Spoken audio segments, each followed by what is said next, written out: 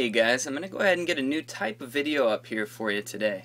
This is going to be a Let's Play, and this is my first Let's Play. I had been saying I wanted to do some Let's Plays for a little while. I wanted to decide what kind of game I wanted to do, and I wanted the kind of hype to die down on a lot of other games, so I had some time to do this. So I'm going to go ahead and get started on a Let's Play of Ragnarok Odyssey. I chose this game for a couple of reasons. I have an update with some music, that's why it's installing again. I chose this game for a couple of reasons. Number one is obviously that it's not out in the US, and it hasn't been announced for release in the US either. So we're not really sure if or when it will be out in the US. I kind of hope it does come out. It's not the most amazing game ever, but it is a good game. It was built specifically for the PlayStation Vita, so it's not an up port. You know, it does have good graphics, it has good music, and the gameplay is tight and fun. So as far as a Monster Hunter clone or a Monster Hunter, you know, kind of rip-off goes, which it blatantly is, and that's okay, it succeeds pretty well. It is a good game. So I wanted to go ahead and start this game. The other reason I chose this game is that there's not a lot of story in the game, which you might be thinking is a negative thing, when in reality for a Let's Play like this of a game in Japanese, you guys can go ahead and watch it and not feel like you're missing too much. The reality of the game is there really isn't much of a story at all. You are basically sent to an outpost. You play as you know, kind of a mercenary type person. You are sent to an outpost with the goal of protecting the outpost, with the goal of, you know, fighting off the invading monsters. So let's go ahead and get started. Of course we start with character creation. So this game was released in February in Japan, a couple months after the launch of the Vita. Of course, I do have a main game that I've been playing through, but for the purpose of the Let's Play, let's go ahead and get started. Go ahead and give our guy a name. I'm going to call him LP in honor of my first Let's Play. Go ahead and pick a male. You've got a bunch of choices on skin color, which can, all of this stuff can even be customized again later, so maybe I'll show you that later in the LP. Go ahead and pick that. Face types here, of course we can turn them at any time. I'm going to go ahead and do this somewhat quickly here, because again we can always change it later, and yeah, this is just me making a character. Why don't we make the most stereotypical looking anime dude of all time. I'm going to go ahead and start off as a sword warrior. This can be changed later, just so you know the possibilities. Hammersmith, assassin, mage, cleric, who is what I mostly play on my other game, and hunter. So we will go ahead and start as sword warrior. Color of our starting clothing here, which again doesn't really matter because we'll be changing that soon enough. And voice type. Alright, that's pretty typical anime. So there we are, we've got our character. Not the most in-depth character creation of all time, but hey, it works. And we will get saved to a new slot.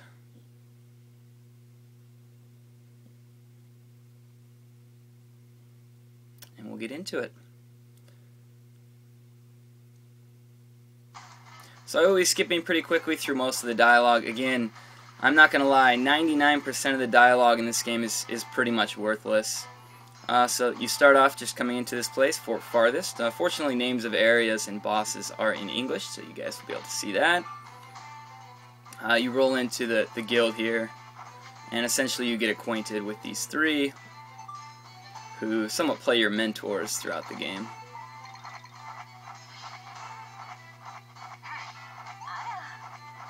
I mean, so you can see there's a bit of humor.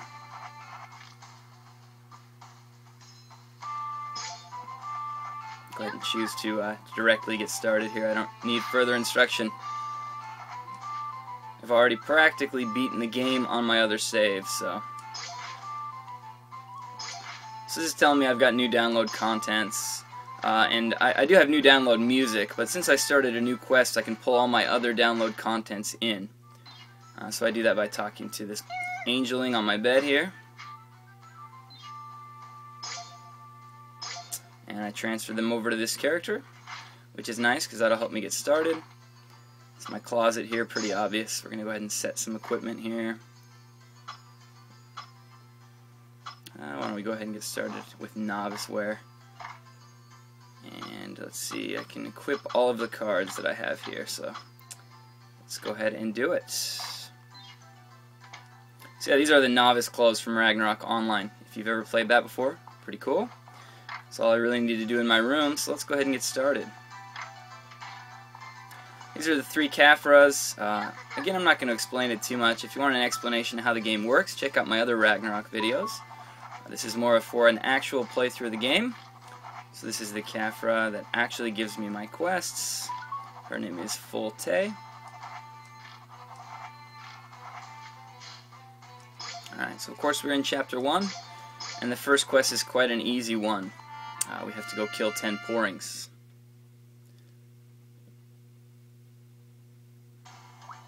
And that is a poring. If you don't know what a poring is, you probably have never played Ragnarok Online. We start here in Edeval Plain, fighting porings. So this kind of gets me acquainted with the game and with the drops. So obviously a bit of a tutorial here at the start.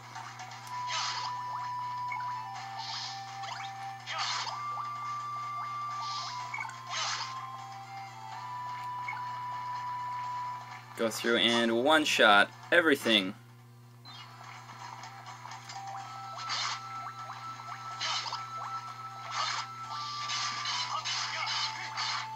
The porings, anyway.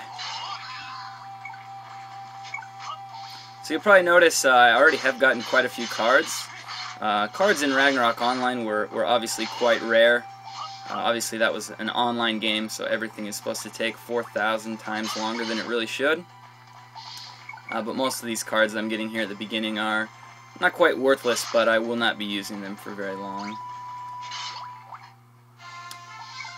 There we go, that's it for the first quest. Pretty simple stuff. And then it gives me about 20 seconds to just run around looking for stuff to pillage.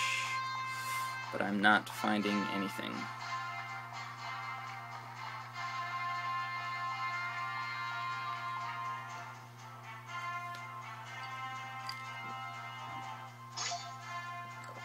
So all your rewards are tabulated at the very end of the quest, so everything I picked up during the quest is shown to me here at the end of the quest, so you don't have to bother with 2 inventories, you know, a character inventory and a box inventory, which is pretty nice. Sometimes I like to flip through and just see what kind of cards I got. So SP up, green gems enhance, and item root, which gives me more items, so I will go out and equip that for sure. And I didn't pick up any new weapons. I'm not really expecting to get any new good weapons for a little while. But you do find a ton of weapons in this game, so you really have to learn to sort through the crap and get to the good stuff. But it is nice to find weapons because you can sell them for a lot of zenny, and zenny is useful for buying many things. There are lots of things to spend your zenny on. So why don't we go ahead and set that new item root card that I found. You can also use this box right here to change your armor and stuff. I have 2 slots conveniently open, and the item root takes 2 slots, so there we go. Slot that in and move right along here. So this next quest, we got to kill 4 grizzly babies. And again, another very simple quest. Later on, you kind of get to the point where even these single monster quests, they get a little bit harder. Showing status effects there. However, at the beginning here, most of these quests are pretty easy. I will end up killing pretty much everything just because it's really nice to have lots of supply items. In this game, even buying a regular potion, or any potion, any item, you don't just need zenny, you also need supply items for every single one.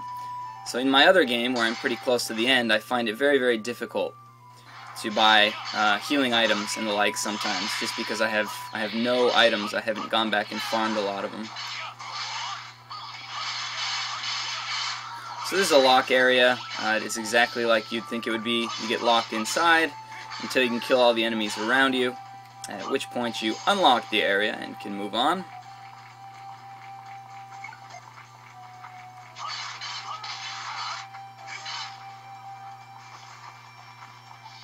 So you probably saw in that last area how I kind of got jumped by a lot of guys at once.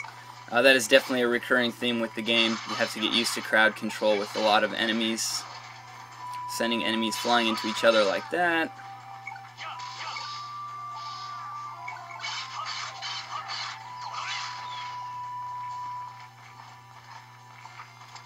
And again, these aren't the target enemies, but it is nice to get all of their items.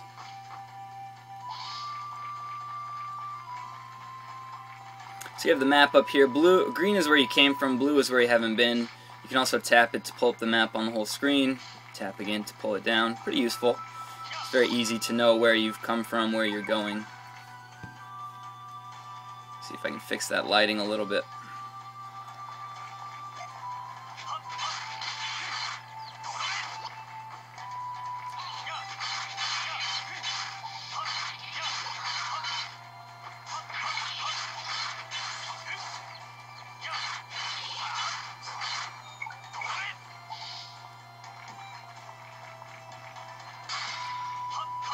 So another lock area here.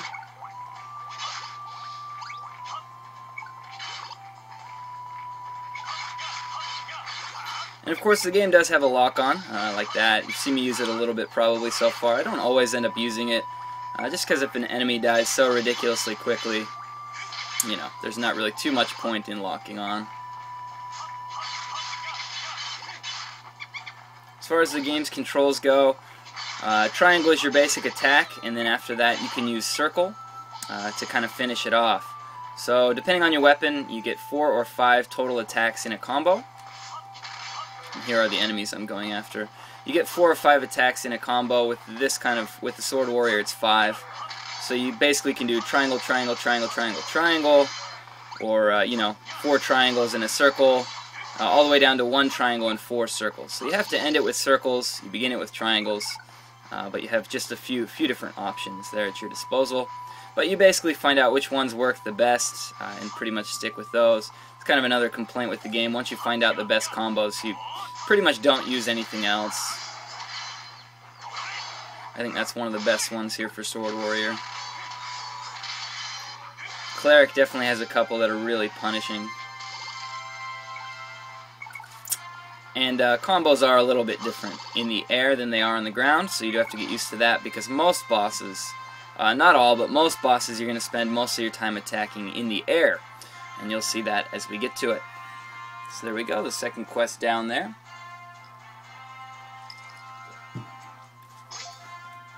Alright, got a couple of swords. Yeah, they've got negative abilities and the like. So again, nothing I really care about. And what I'm doing there is sending it all to box. I'm not selling everything. You can sell everything in one button push there if you want. Obviously, with these kind of games, the whole point is to just collect everything. I'll get enough money later on by selling useless weapons, which I could have actually just done there, but I'll get enough money later on from that I don't have to worry too much about it. So she sells potions. Introducing herself a bit here. Oh yeah, so these are potions here. You can carry up to 9 at once. Set that to circle there. I don't end up really using too many of these other ones at the beginning here. This one's somewhat useful for bosses, so why not? We'll go ahead and spring for it there. We'll get right back to it. So moving right along to the third quest here. Another very, very simple quest. This time we're just killing 10 spores, which are the mushroom dudes. So off we go. We are in a new area though, Ifing River. So here we go. Obviously the second major area of the game here. There are a lot of areas in the game, which is nice.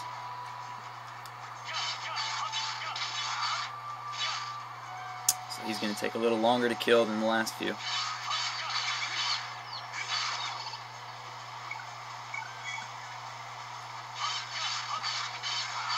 Another neat feature of the game is that you can amass a large collection of original Ragnarok Online music.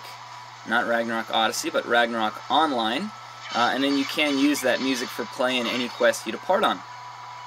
So I will show that off a little later in my Let's Play, but I think that's pretty awesome that you can do that, because Ragnarok Online's music is pretty well known for its greatness.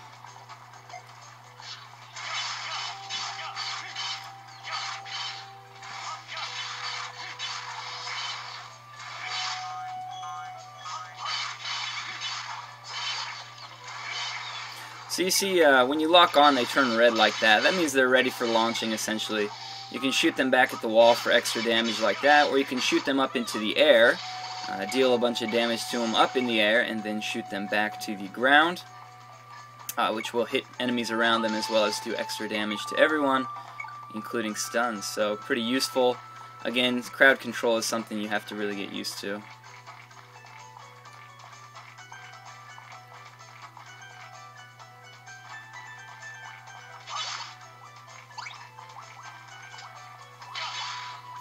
You'll see I've accidentally guarded like that a couple of times. That's because you guard by holding down run and pressing attack. So as I'm running at guys, I'm not releasing the button quick enough before attacking. It doesn't really happen that much. It's not really too annoying. But if you're wondering why that keeps happening, that's the reason. So heading on here.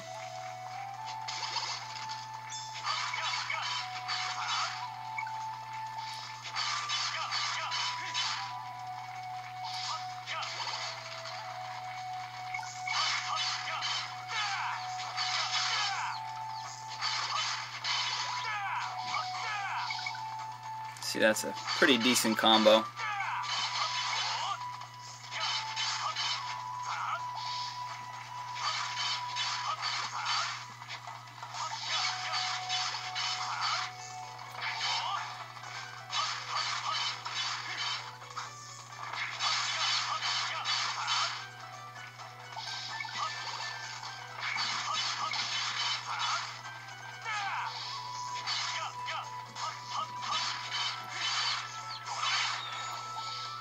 Alright, that's enough of the ant enemies. Moving on. Again, we're here to fight spores. So here they are.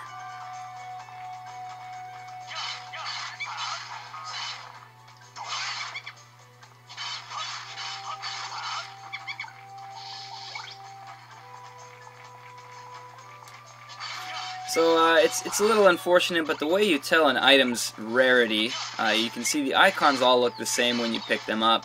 This early in the game, obviously I'm not going to be finding anything especially rare, but the way you can tell an item's rarity is by the sound it makes when you pick it up. And you end up picking up so many items that you'll just hear sounds occasionally, the rarity sounds. It's hard to know exactly what you ended up picking up. Obviously you can skim through it in your box at the end, which is a good way to do it, but I wish they would have just made another icon for rare items. Kind of put them somewhere special so you just knew exactly when you had picked up a rare item. It would have been really handy to do that. But again, oh well.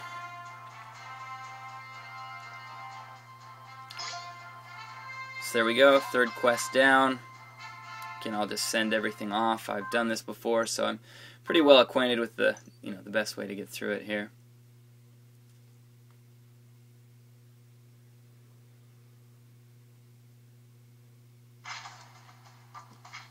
Alright, and that's just kind of an alert that says they've added new items to certain shops.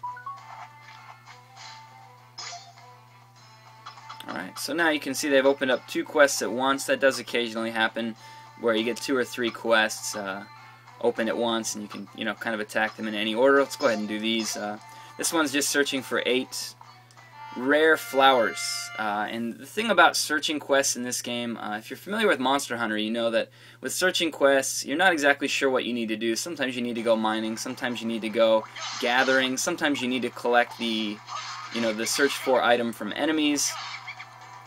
The general pattern here, and when I say general, I mean the pattern that always exists, is if you just destroy everything, you will get the items that you need. It sounds simple because it is. So if I go through and kill every enemy, obviously I will soon find out where the flowers come from. I already know for this quest, for example, but if you just head through and just destroy everything in your way, you will find the items that you're looking for.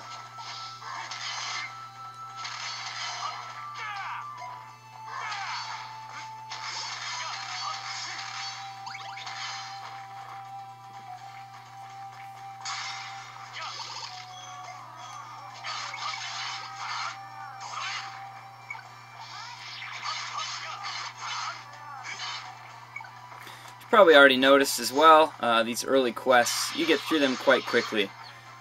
Even some of the later quests, you can get through them pretty quickly.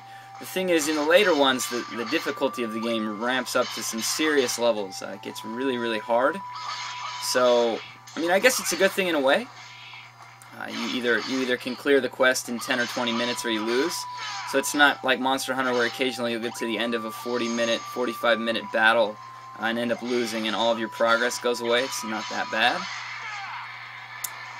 But later on in this Let's Play, I probably will end up dying. Okay, I'll say this. I will definitely end up dying. I hope to not die that much, having played through almost every single boss in the game now. I'm familiar with a lot of their tactics anyway.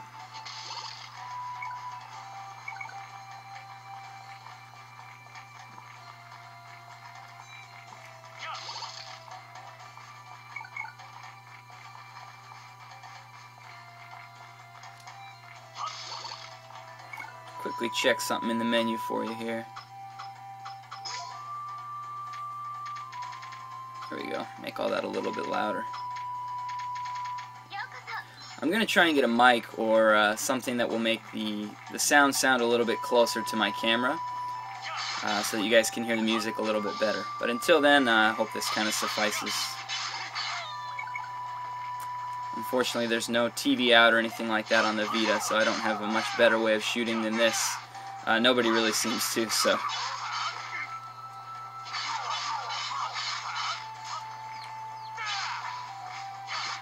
So our first few orcs here, a staple of the Ragnarok series, of course.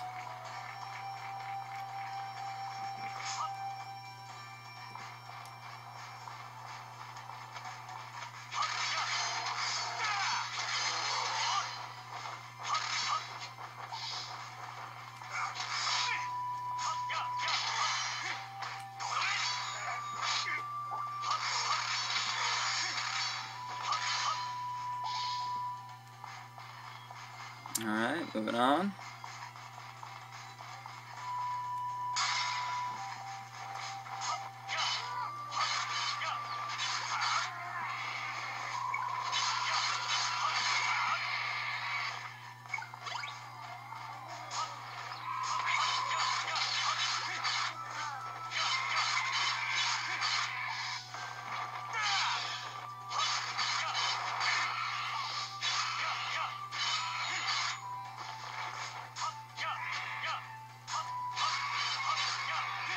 So you'll start to see kind of at this point on that many of the enemies, the battles, all of that kind of stuff coming up happens in the air.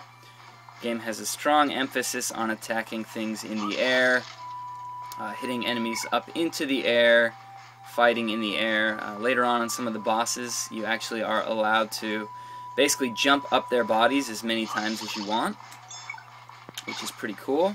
It does obviously have some effect with your stamina gauge. However, it's pretty awesome. It adds to the real difficulty that the game kind of implements later on. It does get very hard.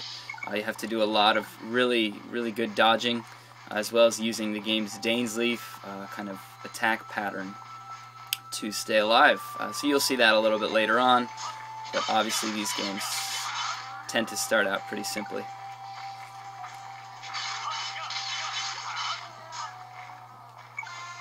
There we go, I got the last flower I was looking for.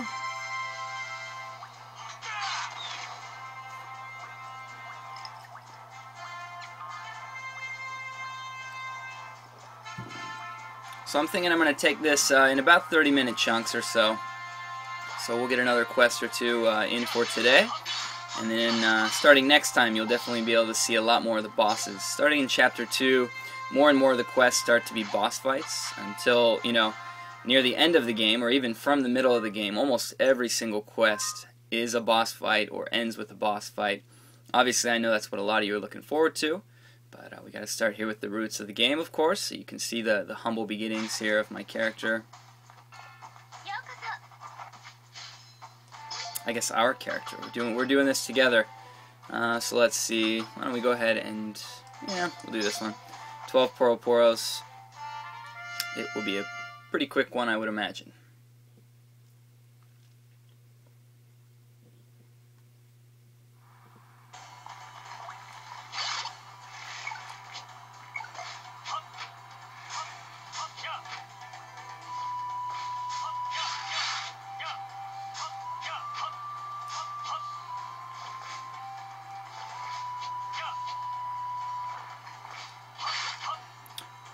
use my stamina meter up there. Gets kind of annoying when you do that. Hard to stay in the air.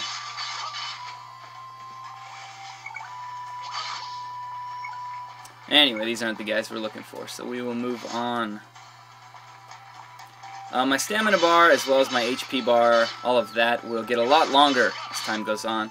I'm used to having a very long stamina bar, that's why I keep exhausting it very quickly, unfortunately. But again, as time goes on, it will get a lot longer. Here are the Poroporos.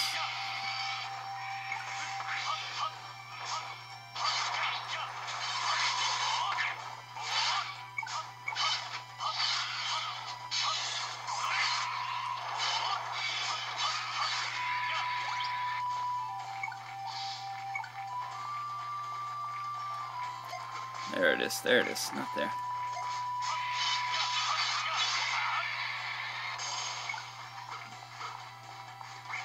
Again, don't really care too much about the little bugs. They might have some kind of handy drop for an item later, but we can always come back and grab that later. They are probably just there more to annoy you, though. Very similar to Chan-Chans in Ragnarok Online.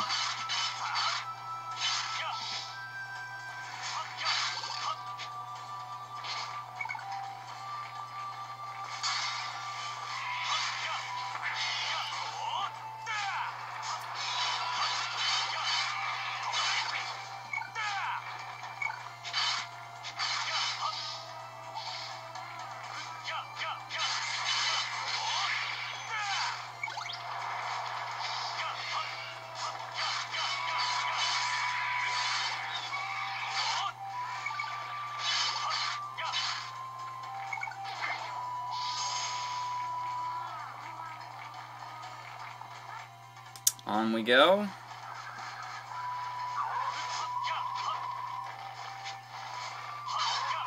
I think we're getting pretty close to our quota on the quest for these guys here.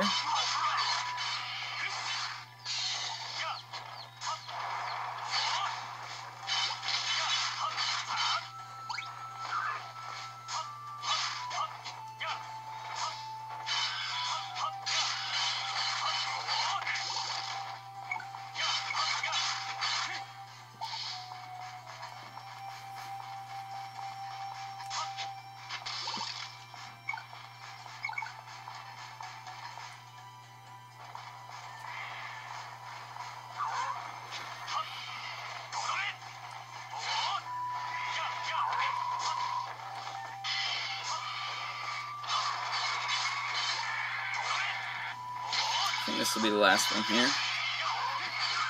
There we go.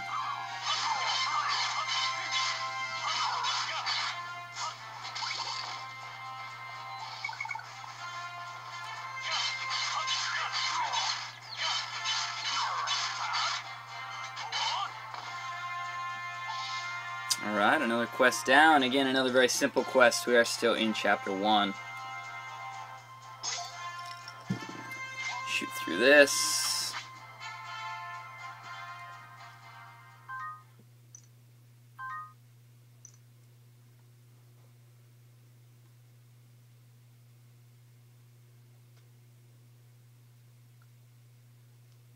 Alright, so I think that's a nice little 30-minute chunk there. Get the first few missions out of the way. Again, look forward to some boss fights coming up in the next entry of Let's Play. This has been Let's Play Ragnarok Odyssey, Episode 1. Yeah, look forward to it. I know that a lot of the quests that you saw today, you're probably going, wow, that looks really repetitive. But again, the boss quests, the boss fights come up. You end up fighting more than one boss at once, and the strategy really comes into play. So look forward to that. I'm looking at doing hopefully at least a couple of these episodes a week, if not 3 or 4. Especially if you guys end up liking them and wanting to see more of the game. It's definitely something I'll look forward to. So, yeah, I hope you enjoyed it, and yeah, look forward to hearing more from me soon. Thanks a lot, guys.